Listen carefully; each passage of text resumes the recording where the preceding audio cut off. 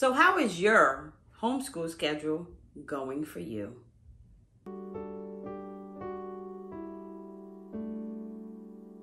Hey, welcome back to my channel, His Love, Her Home, where this mom talks love, learning, and truth when it comes to homeschool and motherhood.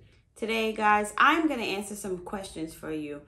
What type of homeschool schedules are there, and which ones best would fit your home, and how to make adjustments so you will not be stressed out.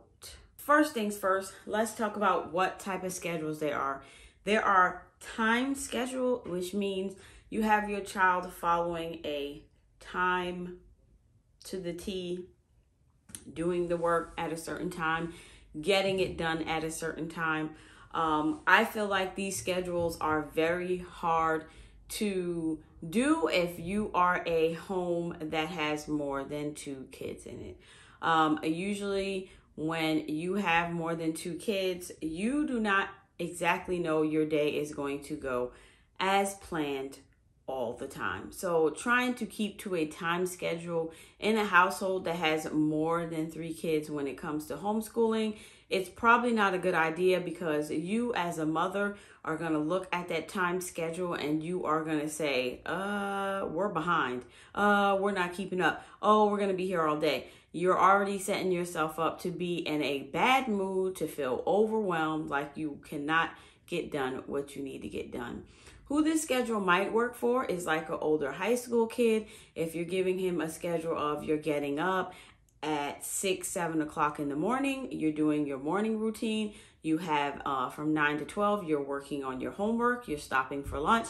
And if you have anything to study, you're studying in the afternoon. I feel like timed schedules are better for high school kids and older people, because we know how to utilize time and work with time that is given to us, and how to schedule our day. And not only that, for older kids, it will help them when they go off to college to say, okay, I have a class at this time. When am I going to study? When can I hang out with my friends? All of these things help with time schedules, I feel, as you get older.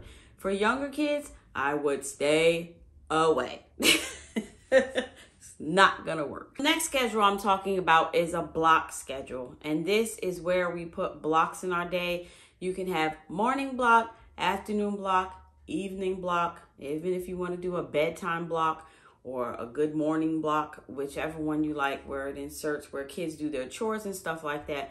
But basically, breaking your homeschool day into blocks means you have a math block where everybody is doing math. We're all doing math, whether you two are over here playing a math game while I'm working with one doing their math lesson for the day, and you're just like rotating each kid. Somebody's doing a lesson and the other 2 are playing a math game. So you guys are all getting it done at one time. Then you can have a block for language arts. You can have a block for history and geography. You can have science. Those could be called your extra. It could be an extra block where you don't necessarily do those things every single day. Block schedules, I feel like it works great if you have over 3 kids and you really want to stick to doing one subject at a time, because that it helps your brain as a mama, and you don't want to juggle. This child's doing history and this child's doing science and this one is doing math. And so I feel like this works if you don't want to feel like your brain has to multitask and focus on more than one subject at a time. Block schedules, I feel, are awesome. It depends for what works in your home. But like I said, if you guys are like doing math and you want to do one-on-one math with one of your students, you could pull out a math game and the rest of the kids can play that math game and to themselves, make it an easy game so they don't have to call you and ask you or whatever. It could be a game that's already reviewing things that they already know, which makes it just fun for them, and they're sitting there getting along as siblings while you're working with the other sibling. It can be harder when the age gaps are farther apart sometimes, yes and no. You just got to learn how to finagle it and figure out what works in your home, and don't feel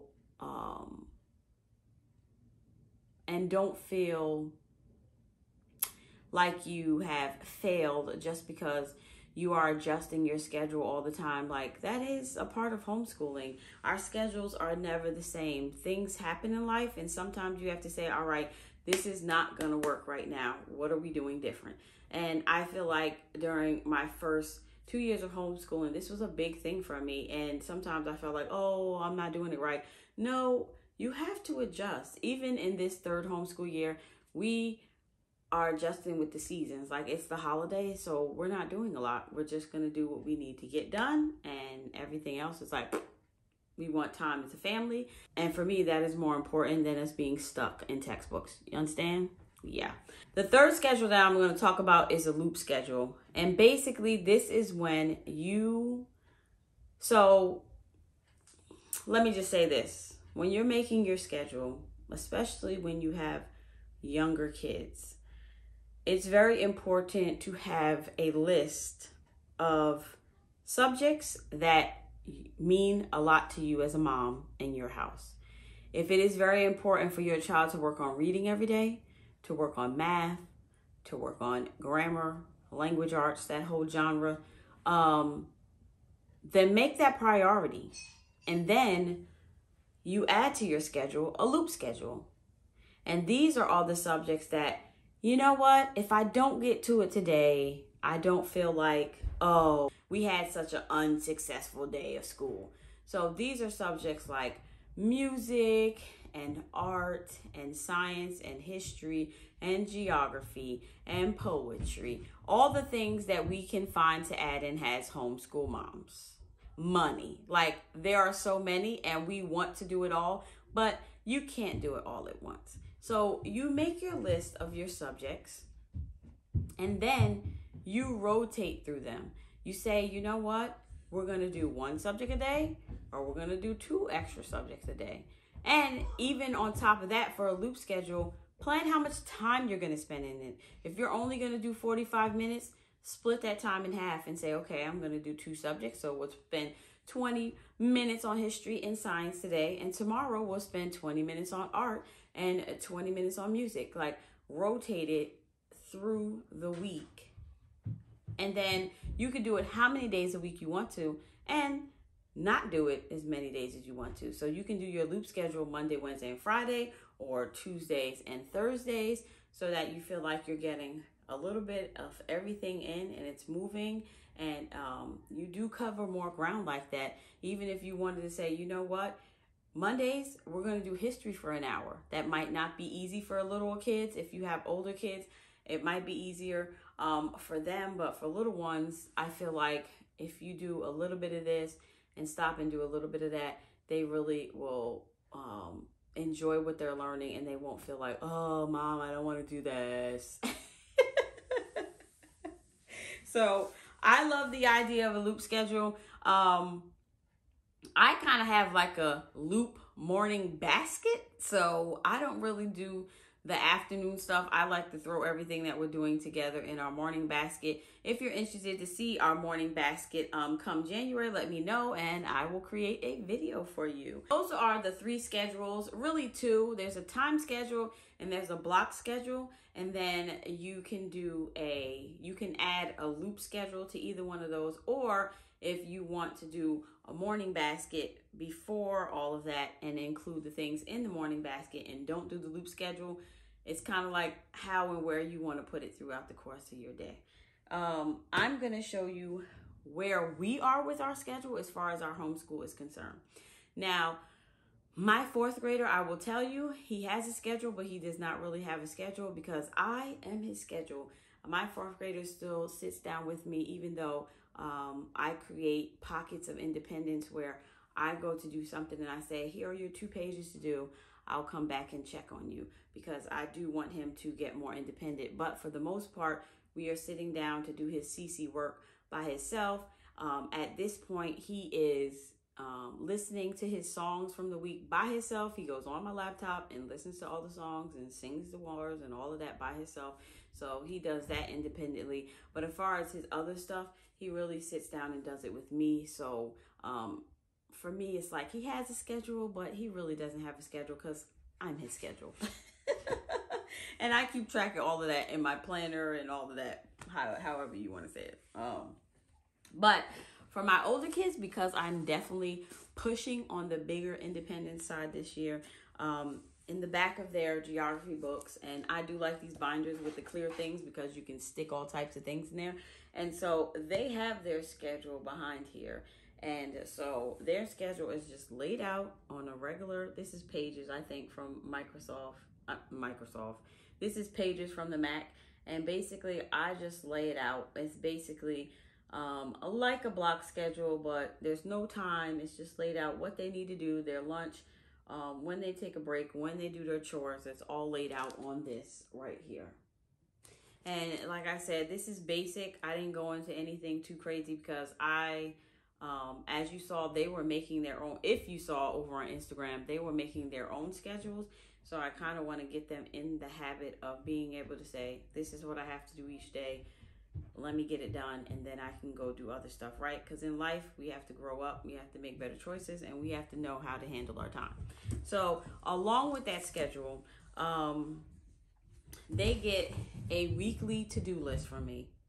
And they take that schedule and this list, and they say, okay, today I need to do grammar, literature, public speaking, math, and Spanish, let's say. Usually I try to not give them more than 5 subjects to do a day. Sorry about the noise in the background because my kids are all over today because it's a day off. So I usually give them about 5 subjects a day, and then we do our family time together. So that is usually what our day covers. I try not to add, or, if I take away, I usually take away our morning time together because they have to get certain stuff done for their homeschool group. So that is how they're working so far.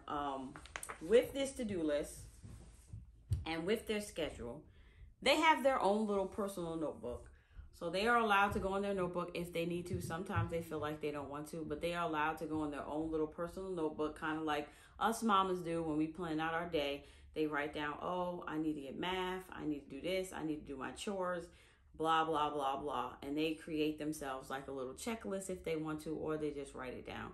This is 3 things. Now, this might seem like a lot for my kids, but they do need a lot of direction right now. So me giving them the to-do list and then having their own notebook and then having a schedule to let them know what they have to do each day is really, really helping them.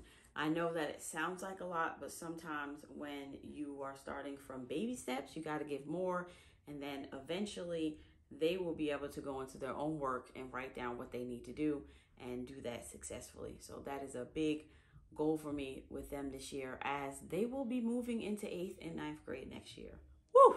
That is all I have for you today, guys. If you have any more questions about making a homeschool schedule, or if you would like to get like a free printable or something like that, let me know. I don't really do free printables because I feel like there are so many out there, and the homeschool digital market is so saturated. I feel like it doesn't make any sense for me to do that. But if you are interested in getting like a free printable monthly, then I would surely do that for you. Just let me know in the comments. As always, guys, do what serves your home, and this mama will check you out next time. Bye.